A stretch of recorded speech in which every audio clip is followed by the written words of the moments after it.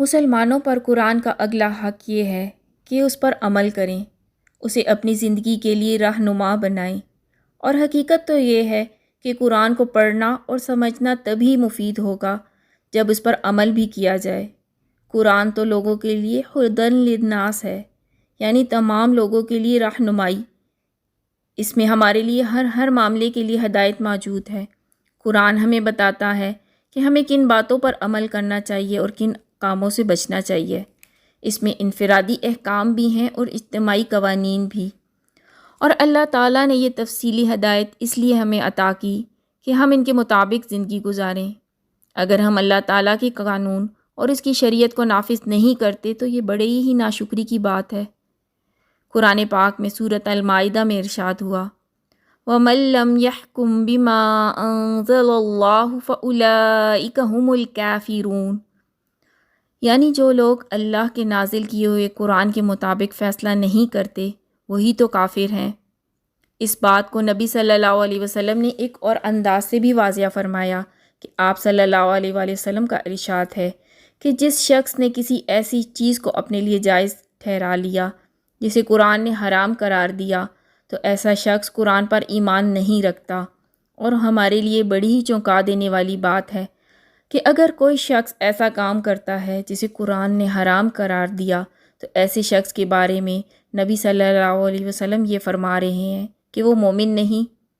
اسے ثابت ہوا کہ یہ ہماری بنیادی ذمہ داری ہے کہ ہم قرآن کو اس ارادے سے اور سمجھ کر پڑھیں کہ ہر صورت قرآن کے بتائے ہوئے راستے پر چلنا ہے، چاہے ہمیں کتنی تکالیف برداشت کرنی پڑیں اور کیسی ہی قربانیاں دینی پڑیں۔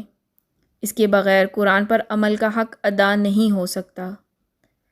حقیقت تو یہ ہے کہ جو لوگ قرآن کی صرف تلاوت کرتے ہیں لیکن اس پر عمل نہیں کرتے تو ان کے لیے قرآن کی تلاوت کچھ زیادہ مفید نہیں ہوگی، بلکہ اس بات کا بھی امکان ہے کہ اس طرح کی تلاوت ان کے حق میں مضر ثابت ہو۔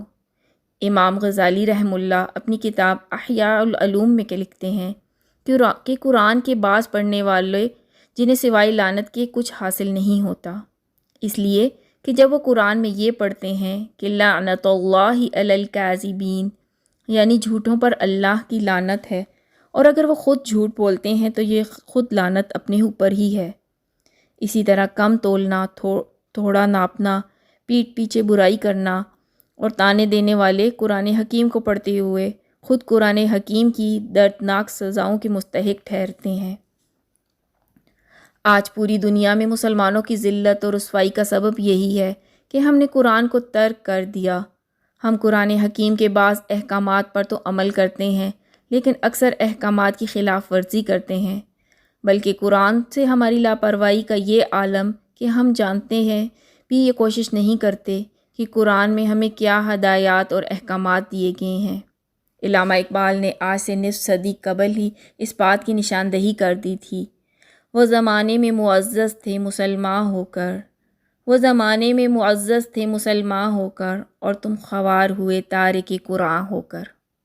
قرآن اور زندگی، زندگی اور تم اور قرآن، قرآن اور مزہ، مزہ زندگی کا۔